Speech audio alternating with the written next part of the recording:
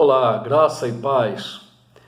Sou o pastor José Carlos e convido você a continuarmos em nossa jornada de reflexões no Evangelho de Marcos. Antes de tudo, eu quero agradecer a Deus a oportunidade que Ele me concede de pregar a sua palavra, o que é um privilégio tremendo, mas também quero agradecer a você que tem assistido aos nossos vídeos, que tem feito comentários, que tem também compartilhado. Eu tenho percebido muitos compartilhamentos e também quero convidar você que nos visite no YouTube. Nós estamos colocando esses vídeos lá no YouTube e que você possa visitar o nosso canal e também divulgá-lo e fazer os seus comentários. Se você tiver alguma pergunta, alguma coisa para comentar, fique à vontade e na medida do possível nós estaremos respondendo. Portanto, eu convido você, se você tiver uma Bíblia ao seu alcance, né, é bom que você acompanhe aquilo que estamos lendo, meditando, refletindo, analisando. Isso é muito importante. E se você então tem uma Bíblia, eu convido você a abrir no Evangelho de Marcos, no capítulo 1, porque ainda estamos trabalhando nele, agora nos versos 12 e 13, aonde encontramos o seguinte: E logo o Espírito o impeliu para o deserto, onde permaneceu 40 dias, sendo tentado por Satanás. Estava com as feras, mas os anjos o serviam. Como vimos no vídeo anterior, o Senhor Jesus foi batizado por João Batista nas águas do Rio Jordão, e agora, no texto que lemos, Marcos informa que foi impelido pelo Espírito para o deserto, onde permaneceu por 40 dias, em jejum, sendo tentado por Satanás. Enquanto os evangelhos de Mateus e Lucas gastam mais de 10 versos, cada um com este episódio, Marcos gasta apenas 2 versos. Agora, observe, o texto diz, sendo tentado por Satanás. Há muitos que negam a existência e a ação do diabo ou Satanás. Mas esse personagem, ele aparece nas páginas da Bíblia como uma realidade e uma realidade que não podemos subestimar. A Bíblia o apresenta como um ser pessoal, espiritual, inteligente e com grandes poderes. E os evangelhos trazem, se você quiser, pode examinar, muitas referências sobre esse personagem e mais ainda dos embates, dos confrontos que o Senhor Jesus teve com ele em diversas ocasiões. Portanto, se esta foi a primeira investida de Satanás contra o Senhor Jesus, com certeza não seria a última.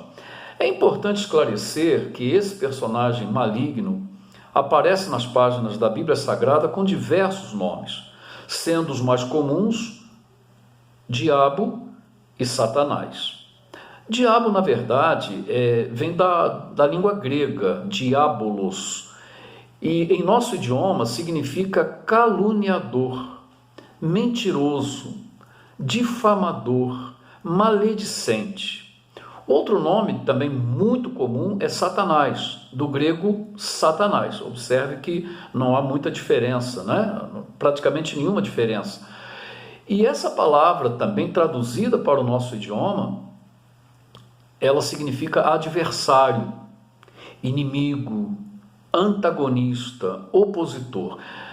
E aí você já vê que só nesses 2 nomes já podemos perceber o caráter e a natureza perniciosa desse ser iníquo. O Senhor Jesus chega a dizer que ele, o diabo, é mentiroso e pai da mentira. E mais ainda, que ele é homicida desde o início. Você pode conferir no Evangelho de João, no capítulo 8, verso 44. Como enganador potencial, ele é o pai da mentira, Satanás tem até mesmo o poder de se transfigurar em anjo de luz. Preste atenção nisso. Isso Paulo vai revelar na sua segunda carta aos Coríntios, no capítulo 11, verso 14. Mas o que pensar de o Senhor Jesus sendo tentado. Que o texto revela aqui, né, que o Senhor Jesus foi tentado por Satanás no deserto. Um dos grandes temas da teologia cristã é o que trata das duas naturezas coexistentes na pessoa de Jesus, quais sejam a divina e a humana. Como vimos em vídeos anteriores, Marcos vai focalizar em seu evangelho a divindade de Jesus. Logo no primeiro versículo, você recorda, Marcos declara que vai escrever o evangelho de Jesus Cristo, Filho de Deus. Jesus é declarado Filho unigênito, único de Deus no evangelho de João, no capítulo 3, verso 16, que muitos consideram como o coração da Bíblia, onde está registrado que Deus amou o mundo de tal maneira que deu o seu Filho unigênito, seu único Filho, para que todo aquele que nele crê não pereça, não morra, mas tenha a vida eterna. Em várias partes dos evangelhos, Jesus vai reivindicar a sua unidade com o Pai. Você pode conferir no Evangelho de João, capítulo 14, versos 8 e 9, e também no capítulo 17, verso 21. Por muitas vezes, Jesus deixou clara a sua pré-existência. Em João capítulo 8, 23, ele afirmou: vós sois cá de baixo e eu sou lá de cima. Vós sois deste mundo, eu deste mundo não sou. Vale lembrar também, o que já adiantamos em vídeo anterior, o que o evangelista João, registra logo no início do seu evangelho. No princípio era o verbo estava com Deus, e o verbo era Deus. E o verbo se fez carne e habitou entre nós, cheio de graça e de verdade, e nós vimos a sua glória, a glória como do unigênito, o Filho único do Pai.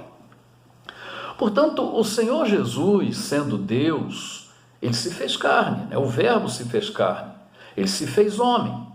Isso significa que o Eterno adentrou ao tempo, vestiu a pele humana em sua inteireza.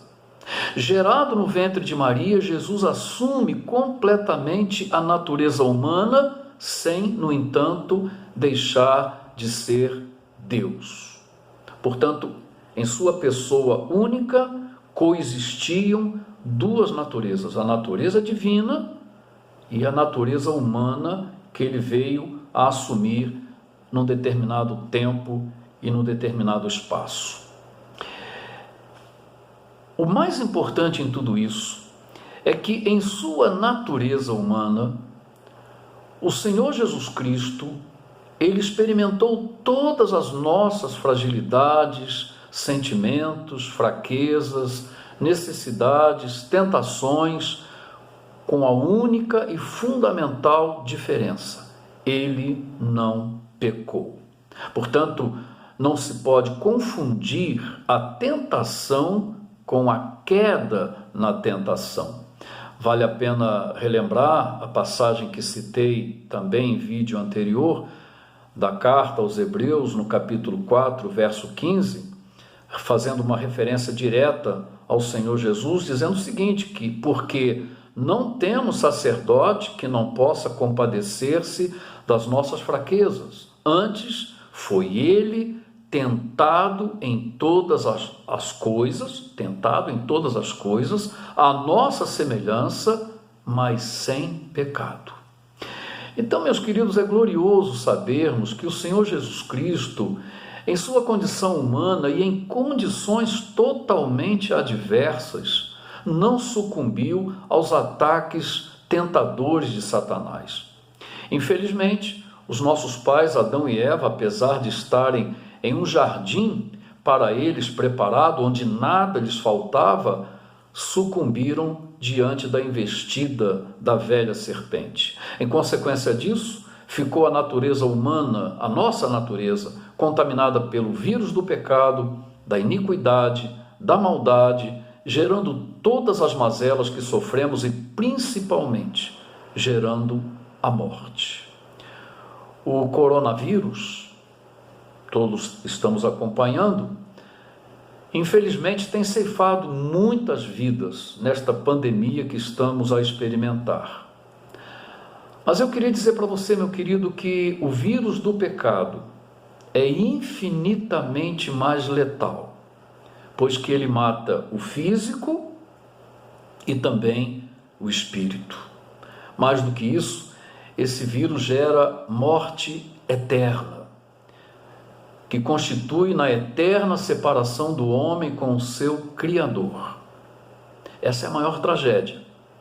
E foi para eliminar esse vírus que o Filho de Deus veio a este mundo.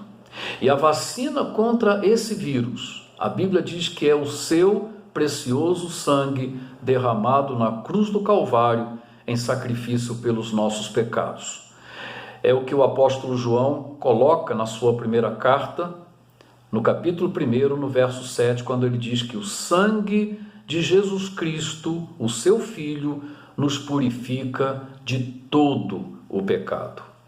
Meu querido, Deus é o Deus Santo e, como tal, ele não pode coabitar com o pecado. Como poderemos comparecer um dia à presença de Deus manchados pelo pecado? Isso é impossível. A única maneira de nos apresentarmos diante dele é através de Jesus Cristo e seu Filho Redentor. Por isso, Jesus pôde afirmar: eu sou o caminho e a verdade e a vida, e ninguém vem ao Pai a não ser por mim. João 14,6. Você já foi vacinado com o sangue de Jesus? Você já confessou a Jesus Cristo como seu único e suficiente Salvador? O que você está esperando? Pense nisso. Não há outro antídoto contra o pecado. Não há outra vacina contra o vírus da iniquidade, do pecado que nos contaminaram. Pense nisso. Um forte abraço e até a próxima.